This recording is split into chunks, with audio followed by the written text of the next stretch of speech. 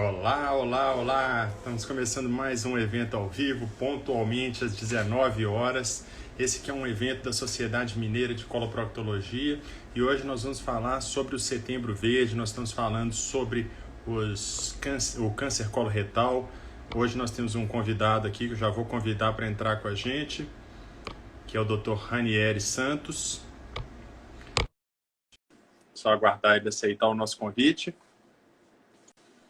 Olá, Raquel. Oi, Ranieri, tudo bem? Boa noite, Marcelo. Boa noite a todos. Você está conseguindo me ouvir bem? Te escuto muito bem. Meu áudio é bom? Ah, que bom. Estava te apresentando aqui, então. Você que é coloproctologista, né, da Sociedade Mineira de Coloproctologia, da brasileira também. Mora e atua em Ponte Nova, não é isso, Ranieri? Exato, Marcelo.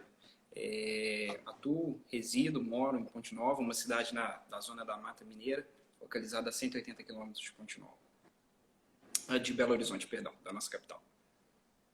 Beleza. Então, o tema hoje é o câncer coloretal, né? O que você precisa saber?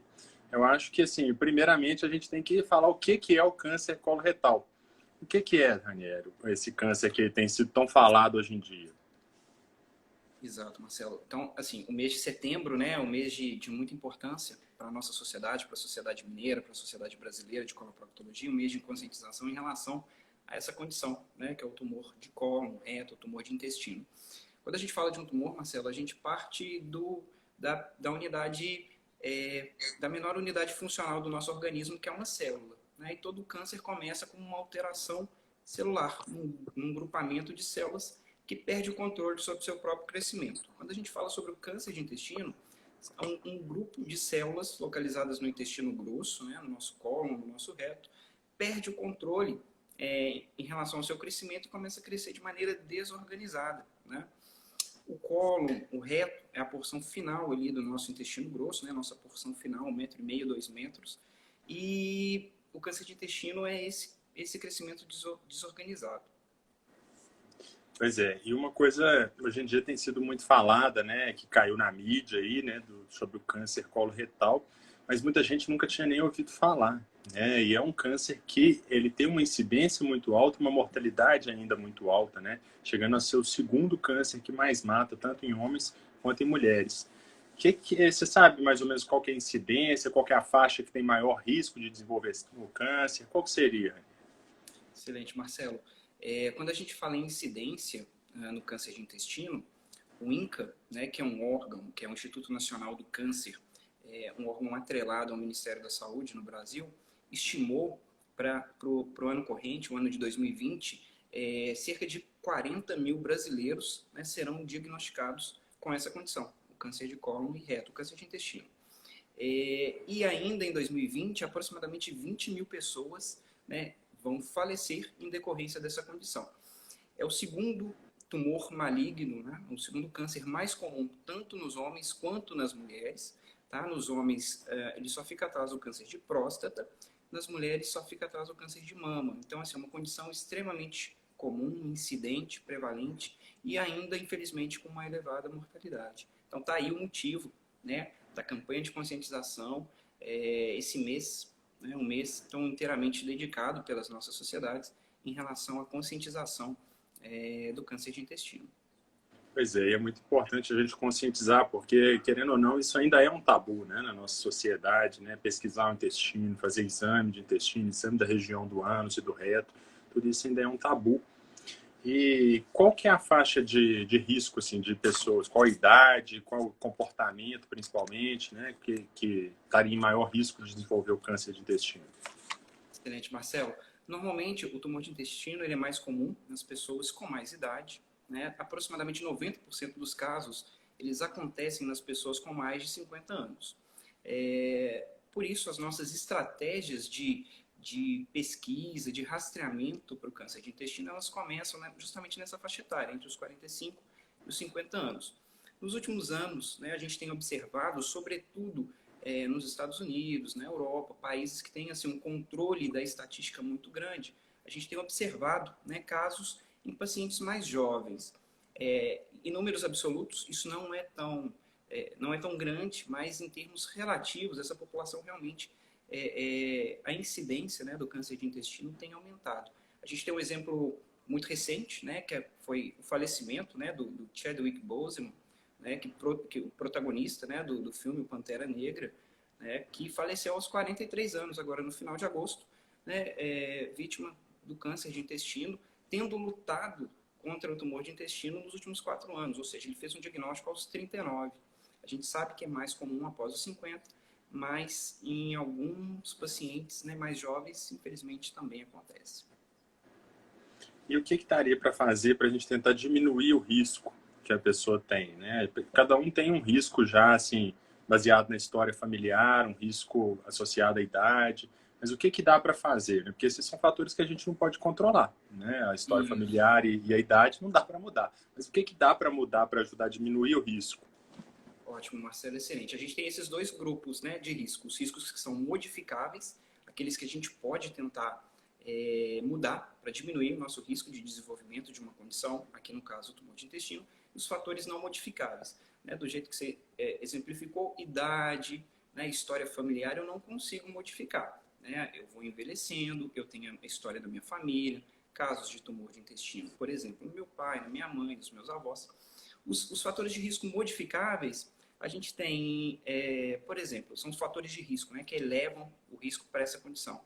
A gente tem o sedentarismo, por exemplo, a obesidade, a ingestão de uma grande quantidade de carne vermelha, né, uma quantidade superior, por exemplo, a 500 gramas por semana, a ingestão de alimentos ultraprocessados, né, alimentos industrializados, o tabagismo, né, são todos esses fatores de risco que a gente pode modificar, né, levando a ingestão de fibras, se a gente aumenta a ingestão de fibras, se a gente diminui o consumo da carne vermelha, se a gente cessa o tabagismo, a gente contribui de maneira favorável para a diminuição do risco para essa condição.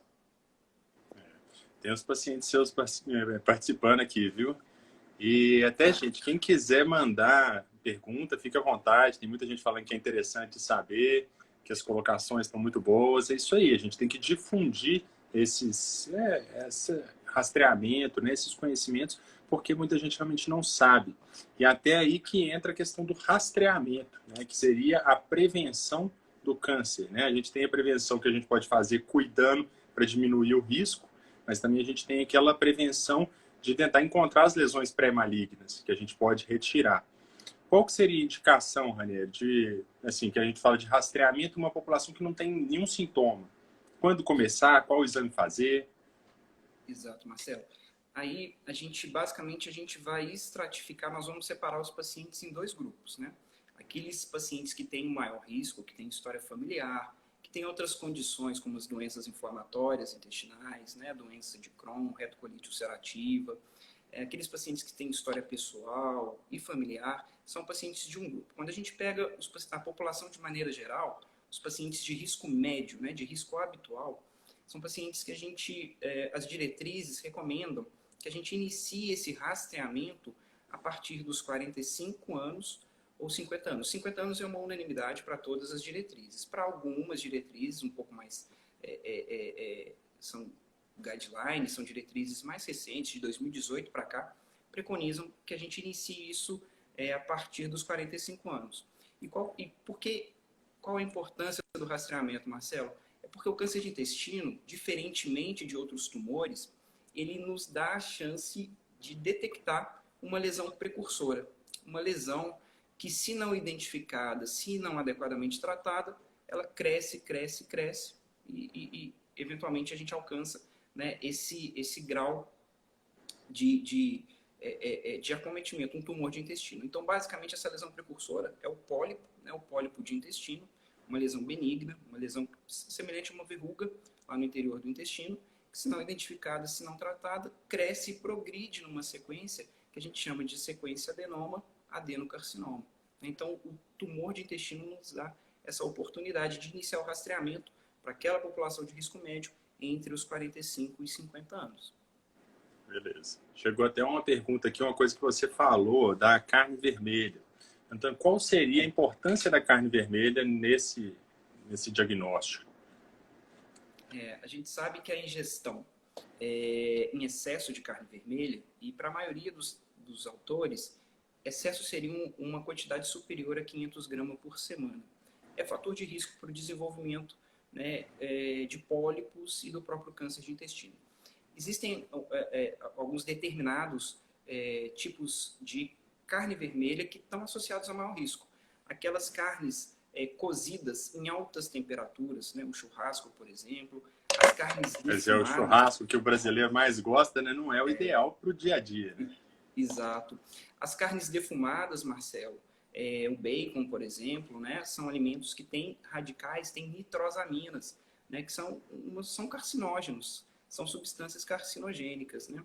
Então, se a gente consegue, por exemplo, acrescentar na nossa rotina semanal a ingestão de peixes, pelo menos 3 vezes na semana, a gente sabe que a gente diminui, né, o risco para desenvolvimento dos pólipos, né, e, por consequência, a gente diminui o risco de desenvolvimento do tumor de intestino. O Thales até mandou aqui, ai meu Deus, churrasco não. Mais um aqui, a Dal falando, né, que ama uma carninha assada em altas temperaturas. A Andréia compartilhou aqui com a gente, foi diagnosticada com câncer de reto aos 43 anos, que a mãe dela também teve a doença aos 54, idade de precoce, né? Como que seria, assim, a importância da história familiar no aumento do risco daquela pessoa? Exato, Marcelo. A gente sabe que quando a gente tem um familiar em primeiro grau, né, que tem histórico, né, de desenvolvimento de pólipos ou do próprio tumor de intestino, a gente também tem um maior risco. Então, a gente precisa alterar, inclusive, o nosso rastreamento. Talvez a Andréia teve um diagnóstico tão precoce, né, baseado numa estratégia de vigilância mais precoce. Então, o que a gente faz nesse contexto, né, de um histórico familiar positivo? A gente inicia esse rastreamento aos 40 anos de idade, ao invés dos 45 a 50, como é para a maioria da população. A gente vai começar mais precocemente, aos 40 anos ou 10 anos antes da idade de diagnóstico daquele familiar. Suponhamos, só uma suposição, meu pai teve um tumor de intestino aos 47 anos. Eu iniciaria a minha estratégia de vigilância aos 37 anos. Né? Então, a gente começa de maneira mais precoce. Pois é. E aquela pessoa que fala assim, ó, eu não sinto nada, então não vou fazer exame nenhum. Como que funciona isso? Tem que fazer exame? Vamos lá, vamos falar de sintoma. Câncer de intestino dá sintoma? Marcelo, infelizmente, quando a gente tem sintomas, isso denota para a gente que é um tumor de intestino em fase mais avançada, né? Os sinais e sintomas que a gente tem são a perda de peso não intencional, né? A alteração do hábito intestinal. É aquele paciente que o intestino funcionava como um reloginho, funcionava todos os dias, no mesmo horário, e de repente ele passa a ter constipação intestinal ou diarreia, tá? Isso é um outro sinal de alarme, né? Aquele paciente que tem sangramento nas fezes, seja um sangramento vermelho vivo, seja um sangramento mais escuro, dor abdominal, né? A presença de uma massa abdominal. Todos esses são sinais e sintomas que denotam para a gente que é uma doença avançada. Então, está aí a importância da estratégia de vigilância, que é detectar ou a lesão precursora ou o tumor numa fase mais inicial, ainda assintomático. Né? A gente sabe que, em termos de melhora do desfecho dos resultados, quando a gente faz o diagnóstico de um tumor, aqui a gente não está falando de pólipo, a gente está falando de um câncer de intestino, em fase precoce, a gente tem uma sobrevida em 5 anos que é mais de 90%, de 95%. Quando a gente faz um diagnóstico de um tumor avançado, já com disseminação para outros órgãos, que podem ser o fígado, os pulmões, o peritônio, né, que é a membrana que recobre os nossos órgãos abdominais internamente, a sobrevida é muito pior. Né? A gente tem uma sobrevida em 5 anos em torno de 13% a 15%. Então, está aí a importância do rastreamento naquela pessoa que não sente nada. Né? O rastreamento a gente faz para as pessoas, para os pacientes assintomáticos. Aqueles pacientes que têm sinais de alarme, foram esses que a gente listou, né? A perda de peso, alteração do hábito intestinal, o sangramento, né? São pacientes que a gente procura ativamente. A gente não está falando mais de rastreamento, a gente faz uma busca ativa pelaquela alteração. Né? Uhum. Acho que o assunto que deu maior ibope aqui foi a carne mesmo, viu, Ranier? Perguntando aqui, né? Quantas vezes por semana que vai poder comer a carninha dela? Qual que é a recomendação segura? A recomendação segura, pessoal, que a gente tem na literatura, ainda que com um nível de evidência baixo, é que a gente poderia consumir carnes vermelhas ao longo da semana, por exemplo, em 4 dias da semana, carnes brancas nos outros 3 dias da semana, e de preferência que esse volume não ultrapasse, né, os 500 gramas de carne vermelha por semana. Essa é a recomendação. Tá? A gente pode extrapolar um pouquinho, né, um final de semana, tem um churrasco, ok, a gente compensa isso ao longo da semana. Né? Não é nada muito radical, não é uma dieta muito restritiva que a gente precisa ter. E também não é só restringir a carne vermelha, a gente tem que acrescentar as fibras, né, presente nas hortaliças, nas frutas, nos cereais, né, aveia, granola, linhaça, né, são fatores de proteção. Beleza. E agora vamos falar um pouquinho de tratamento, né? Digamos que a pessoa já tem... Vamos falar primeiro dos pólipos, né? E depois a gente fala do câncer. Qual que é o tratamento dos pólipos? Eles são retirados? É cirurgia? É algum outro tratamento? Como que funciona o tratamento? Exato, Marcelo, excelente pergunta. O pólipo, ele é identificado habitualmente na colonoscopia, né, que é um exame endoscópico para enxergar o intestino grosso. É muito parecido com uma endoscopia digestiva alta, né, que popularmente a gente faz por uma queixa de queimação gástrica, por exemplo. A colonoscopia ela é feita sob sedação, né, a gente introduz uma sonda por via retal com uma microcâmera na ponta e a gente vai inspecionar a superfície, né, do intestino grosso internamente. Normalmente nesse exame a gente detecta e já trata a lesão. Né? O pólipo ele é identificado, ele é ressecado, ele é retirado e é enviado para o médico patologista. O médico patologista faz uma análise no microscópio, né, para detectar, para confirmar se realmente é um pólipo benigno, né, e faz uma classificação histológica daquela lesão. Então, na própria colonoscopia, a gente identifica e a gente trata. Quando a gente retira o pólipo, a gente interrompe aquela sequência do adenoma para o adenocarcinoma. Então, assim, efetivamente, a gente previne o câncer de intestino, né? Identificando e tratando a sua lesão precursora. Algumas lesões, isso é muito raro, muito infrequente, algumas lesões de grande dimensão, algumas lesões que, ao serem ressecadas, revelam que ali já não é mais simplesmente um pólipo benigno, né? São pacientes que demandarão tratamento operatório, cirúrgico. Mas na grande maioria das vezes, a própria colonoscopia ela é diagnóstica e terapêutica. A gente identifica e trata aquela lesão precursora. Beleza. E quando já tem um diagnóstico de câncer? Muita gente já fala assim, doutor, não quer fazer exame não, porque se eu achar um câncer eu não vou querer tratar, eu prefiro morrer logo. Como que funciona isso? Morre logo? O tratamento Não, fica careca? Tem muita gente com medo de perder o cabelo. Como que é? Vamos lá então, Marcelo. Primeiramente, então, o que a gente está fazendo aqui com o Setembro Verde? Promovendo, né, uma vigilância, um rastreamento, né, para que a gente consiga identificar e tratar as lesões precursoras naquele paciente ainda assintomático. Então, quando a gente faz um diagnóstico em uma fase precoce, né, no estágio inicial, né, a gente espera que aquelas células do tumor estejam restritas à parede do intestino. E aí o tratamento para isso ele é operatório, ele é cirúrgico, é com cirurgia. Essa cirurgia ela pode ser laparotômica, né, pode ser com corte, pode ser por um acesso que a gente chama de minimamente invasivo, né, laparoscópico ou robótico. Então a gente tira um pedaço do intestino e envia aquilo para o patologista. Quando a gente está diante de um tumor, de um câncer de intestino em estágios mais precoces, a sobrevida foi aquela que eu comentei. A gente tem uma sobrevida em 5 anos, que é o que a gente chama de cura, em torno de 90% a 95%. Quando a doença está restrita à parede do intestino, muitas vezes o paciente não precisa nem de quimioterapia. Tá? Quando a gente fala de uma doença que tem disseminação para os linfonodos, que são os gânglios que ficam ali ao lado do intestino, a nossa sobrevida em 5 anos já cai para em torno de 70%. Tá? São pacientes que demandam uma quimioterapia como um tratamento complementar. E a quimioterapia no câncer de intestino, normalmente, ela é muito bem tolerada. Né? Habitualmente não cai o cabelo, habitualmente o paciente passa muito bem pela quimioterapia, sem perda de peso, né? Sem perda do cabelo, sem náuseas, sem vômitos, né? E isso promove um aumento expressivo, né, da sobrevida. Quando a gente está diante de um tumor com disseminação para outros órgãos, aí o tratamento pode modificar um pouquinho. Eventualmente, aí isso envolve uma discussão multidisciplinar, né, Marcelo? Não é somente com o coloproctologista, Aqui a gente precisa do apoio do pessoal da oncologia clínica, né, dos oncologistas. Né? Muitas vezes o paciente vai fazer quimioterapia, no segundo momento a gente avalia se ele vai ser operado. Né? Então, aí, nos estágios mais avançados, o tratamento ele é muito individualizado, né? Com base, né, nessa discussão multidisciplinar. Você concorda comigo? Sim, eu acho que essa discussão, inclusive, é uma coisa que a gente tem promovido aqui na Sociedade Mineira de Coloproctologia.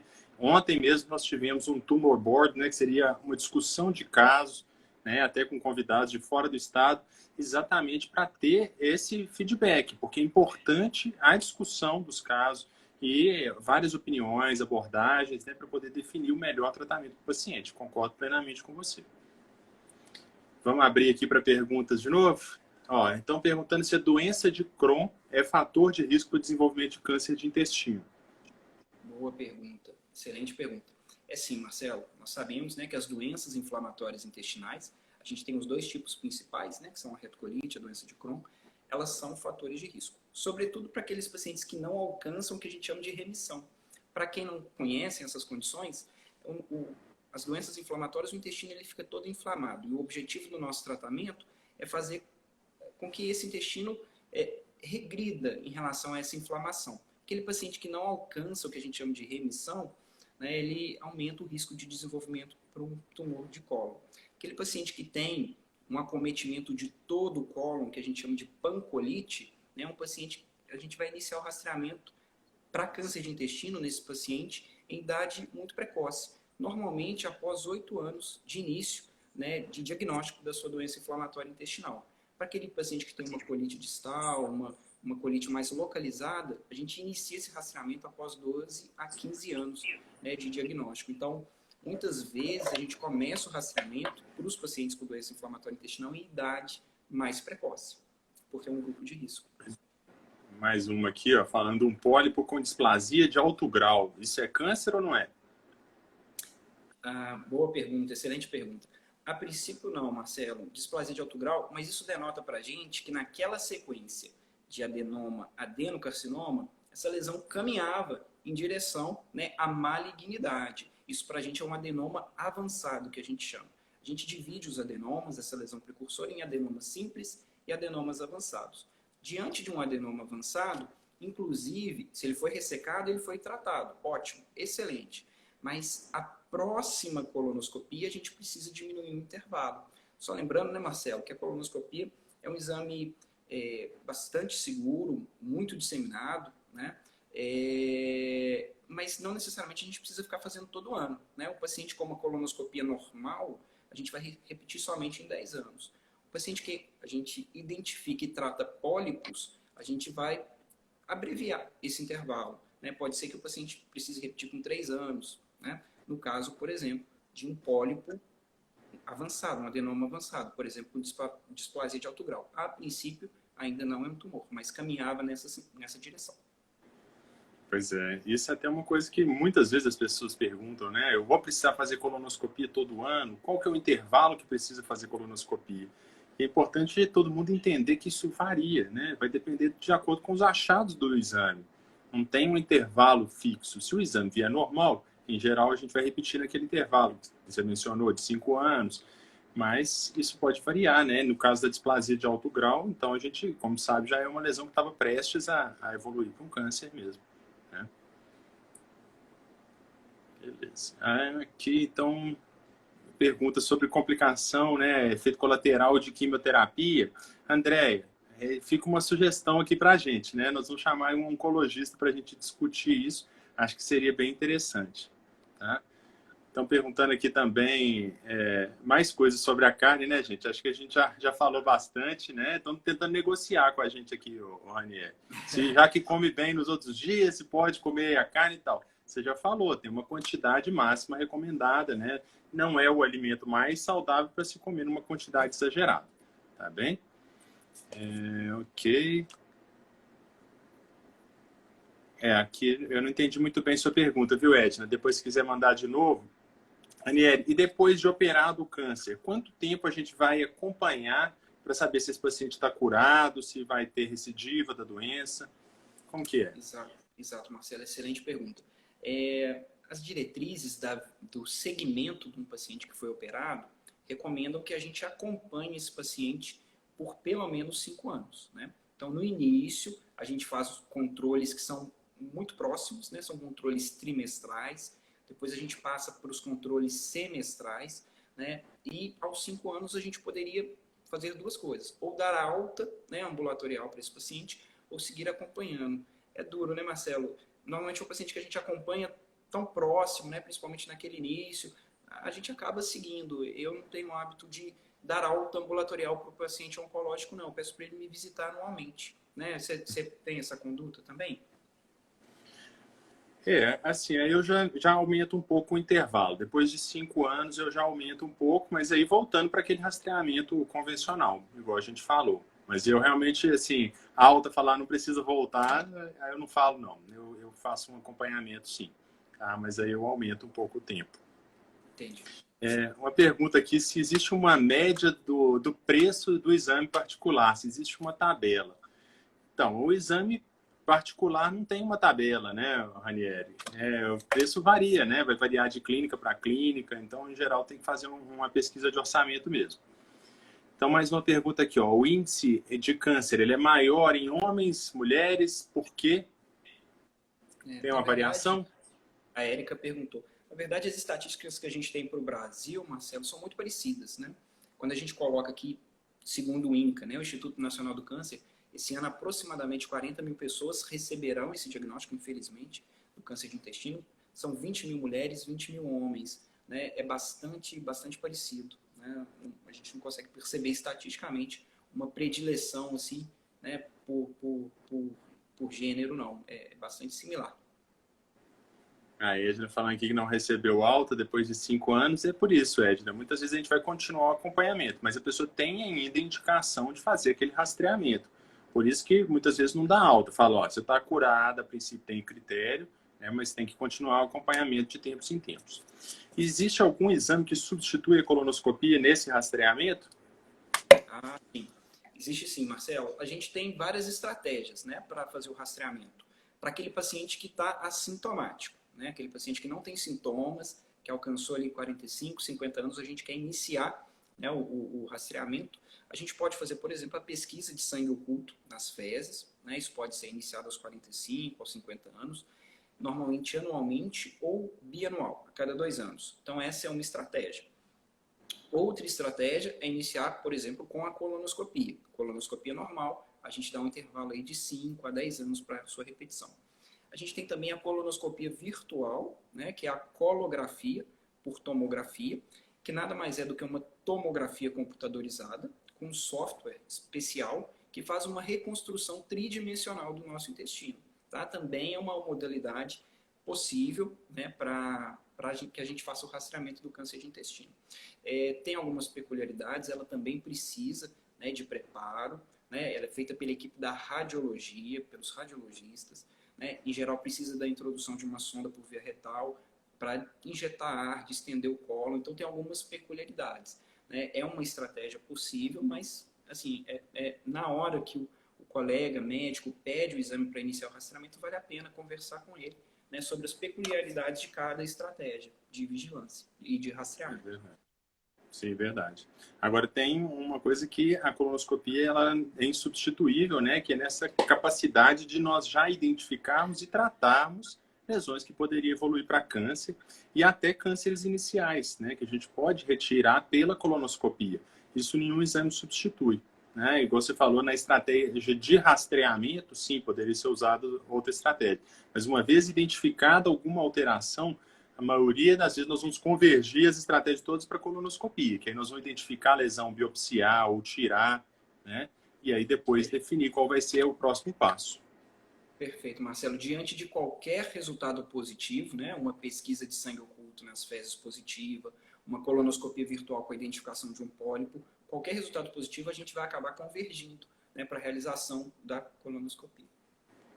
Tem uma pergunta aqui da Sandra, né, que está combinando o maio roxo com o setembro verde. Então, falando assim, ó, se tem uma região do intestino que não desinflama, justifica a gente operar e tirar aquele segmento intestinal visando a prevenção de câncer?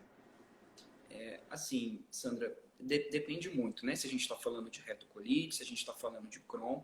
E aqui, por exemplo, na doença de Crohn, é estabelecido para a gente que o tratamento operatório, na verdade, seria a nossa estratégia máxima, assim, seria o topo da pirâmide. Normalmente a gente começa com outros tratamentos, né, com medicamentos, né, com medicamentos injetáveis, né, a terapia biológica. E para aquele paciente que não melhora, eventualmente a gente pode fazer o que a gente chama, né, de tratamento operatório. Tratamento top-down, por exemplo. Começar no topo com cirurgia, né, e seguir com o tratamento medicamentoso. Mas isso é muito individualizado, né, Marcelo? Então isso é caso a caso, depende do paciente, das suas Uma situação que comorbidades. a gente consideraria o tratamento cirúrgico é quando a gente já identifica aquelas displasias no paciente da retocolite ulcerativa. Mas mesmo Ah, assim, a gente tem que preencher vários critérios, né? E é uma cirurgia, assim, bastante radical, né? Porque a gente vai tirar o intestino grosso todo. Então, é aquela história, tem uma cura? Tem, mais ou menos, né? Porque vai se retirar todo o intestino grosso, a pessoa continua tendo que acompanhar, às vezes pode ter inflamação no que fica ali do ilho, né, no segmentozinho do reto se ficar. Então, assim, ainda assim não é a solução ideal. A gente, igual você falou, vai ser lá no final, né? Assim, como uma última estratégia, ou num caso muito grave. Desculpa aqui, tive um probleminha. Beleza. Então, e o exame de sangue oculto positivo? Então, a gente estava falando daquelas estratégias, né? A pessoa resolveu, o médico ou a pessoa discutiram, chegaram à conclusão de que a melhor estratégia era o sangue oculto nas fezes. E aí, como que é feito isso? Fez anualmente?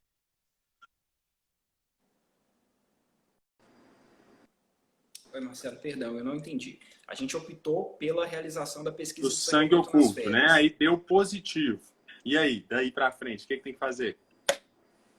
Aí, só lembrando, né, Marcelo, que a pesquisa de sangue oculto nas fezes, a gente pede para aquele paciente que não tem sangramento visível, para aquele paciente que não tem o sangramento já aparente, né? Por isso o nome oculto, é uma pesquisa de sangramento microscópico. Se deu positivo, Marcelo, a gente converge para a realização da colonoscopia. Tá? Não existe outra estratégia. Será que eu não posso repetir daqui um mês, daqui 2 anos? Não. A próxima estratégia realmente é a realização da colonoscopia, é o mais indicado. Pois é, a gente ouve isso muito, né? O sangue oculto deu positivo. Ah, vou repetir. Aí tá negativo, beleza, né? Não tem que fazer mais nada, é assim?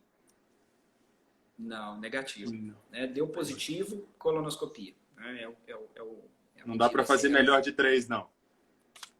Não, felizmente não. É partir para a colônia. Partir para ter certeza, né? Não dá para fazer a melhor de 3. Pois é. Então, assim, uma vez considerado positivo o exame, a gente tem que seguir para a colonoscopia, né? Eu acho que deu para esclarecer bastante coisa, Ranieri. Queria te agradecer pela participação. Muita gente aí agradecendo também, te elogiando muito. Então, muito obrigado. E nós vamos ter outras oportunidades, né? Nós estamos fazendo essa campanha, mas as lives vão continuar o ano todo, ano que vem também. Então, muito obrigado. Quer falar alguma coisa, dar um recado?